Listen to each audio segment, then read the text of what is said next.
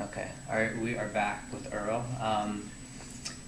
I was asking you while we were taking a break about your opponents. I don't know if you want to call them opponents because that's kind of an adversarial term, but there's other people who you are running with for Suzanne Jenkins' seat in the election, and who are they? Absolutely. Well, it's an important seat, and the council person in this district will represent really what truly is the heart of our city. And so there's no surprise that there are some good people running for this seat. I'm joined in this race by Don Redmond, who is a longtime small business owner of a barbershop in the district. I'm also joined by George Banks, who was a councilman one term in the 1990s, not this district, but also I know that he served with the JEDC for a while. So I've got formidable competition in this race. I think that though there will be a clear choice in terms of representation, and it's about moving forward in this district, and I believe that I represent the candidacy that's prepared to do that. Is it too early to say that there's one thing that differentiates you from the other candidates? Well, I think this will be a choice about the candidate who will be able to hit the ground running, the candidate who will be able to be effective immediately. And certainly my professional background as an attorney lends itself to being able to understand, prepare, and dissect legislation. But more importantly, I've got a perspective as a third-generation native of Jacksonville, a person who has been literally to every corner of our town, has interacted with folks from all backgrounds in Jacksonville.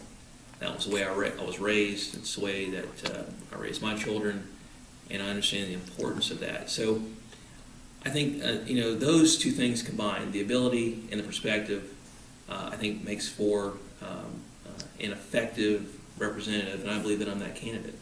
Okay. When we were off camera, I asked you about some of the advisory boards that you were on, and you mentioned you're on the advisory board with the Salvation Army.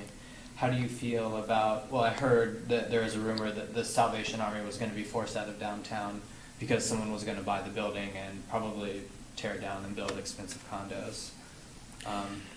That's news to me. Okay. The Salvation Army is downtown because their mission really connects itself with folks who are transient, folks who are homeless, and are in need of a second chance. And so for the Salvation Army, it seemed appropriate to be located downtown. Now they have satellites all over, and I'm unaware that they're considering moving from downtown, but I think their mission does require them to be here. Well, what would you say to the person that says there's too many of those types of organizations downtown?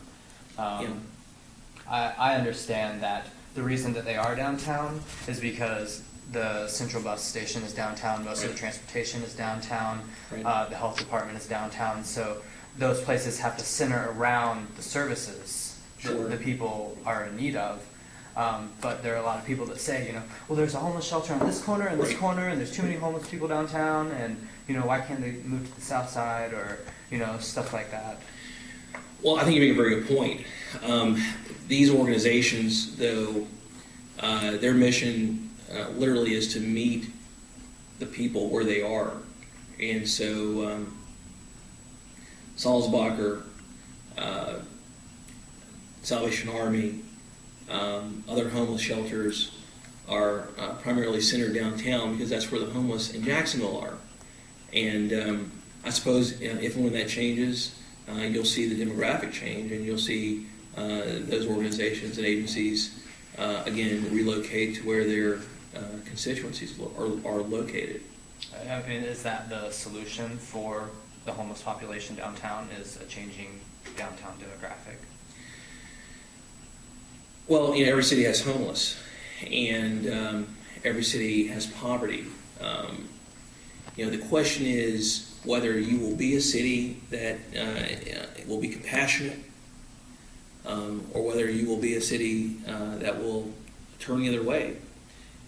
Jacksonville, from a cultural standpoint, has made a decision to reach out to folks in need. And so I don't think that's going to change anytime soon. I think what's likely to happen is a change in the demographic of the downtown residents. And I think if and when that occurs, you'll see the relocation of those agencies. I had one more question. You contacted me through my blog, or you found me through my blog. I'm wondering, do you have any plans to do any blogging during your campaign?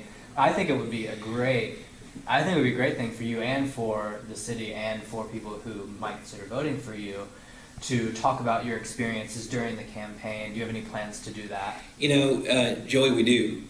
We are in the preparation now of creating our website, and we will be doing a blog, likely to be weekly, sort of my journey throughout the district, and my experiences with meeting the constituents, and also talking about the issues that are being raised throughout the campaign. And we intend this to be a very interactive site, and so we'll probably have a message board, and I will be blogging. Excellent. All right.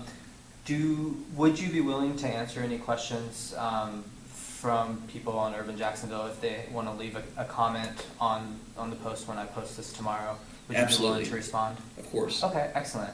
Good deal. Thank you, Earl Johnson. You can stop the chair.